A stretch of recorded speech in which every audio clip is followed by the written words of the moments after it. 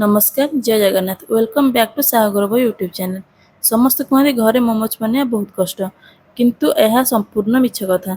तो आज आम बहुत सहजरे घरे बनिया चिकेन मोमोज जो कि मुझे 5टी बड़ पियाज धनिया पत्र और कंचा लंका को चपर साहाय्य छोट छोट कर तापर 400 ग्राम बोनलेस चिकेन को हल्का ग्राइंडिंग करनी आपण चाहिए छुरी साहाय्य छोट छोट करें।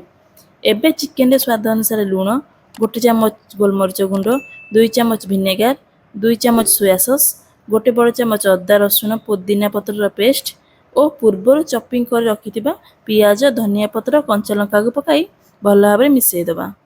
एहा परे आउ एक बाउल रे 200 ग्राम मैदा, अल्प टिके लुण और रिफाइन तेल देई ताकू भल भाव मिसई दबा। तापर पानी देई अटा चकटिला भली चकटिबा। रुटीर डो जमी चकटुचे सेमती चकटिबा। मैदा रे रिफाइन तेल देई चकटिले मोमोज सॉफ्ट हबो और खाइबा को मध्य टेस्ट लागिबो। एबे डो को 10 मिनिट पई रेस्ट रे छाड़ी दबा। एहा परे छोट छोट गोला करी गुपचुप साइज टू टिके बड़ साइज बेली नबा। ध्यान रखिबे जेमिति बेसी पतला न बेलिबे नहले स्टफिंग गुड़िक बाहरी जिवो। एबे एहार मझिरे पूर्वर रेडी कर रखिथिबा चिकेन स्टफिंग को देई मु जेमती शेप रो करिछि सेमिति करिवे नहले आपण चाहिए अलगा अलगा शेप रो करि परिबे। घरे समस्त पाखे मोमोज स्टीमर न थाए आपण माने चाहिए इडली छांच नहले मु जेमती कड़ाई रे करछि सेमिति करि परिबे। एबे कड़ाई रे अल्प पानी दबा। पानी गरम होवा परे जाली रे अल्प रिफाइन तेल मारिबा जहा द्वारा मोमोज गुड़िक जाली रे लागिबनी।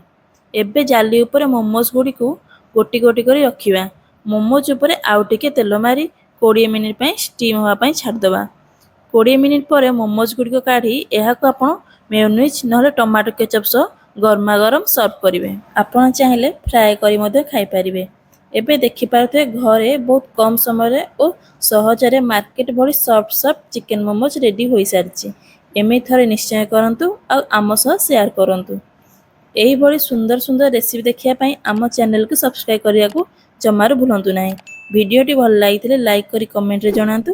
पुणी देखा हबा एक नुआ रेसिपी सह। रहुछि नमस्कार जय जगन्नाथ।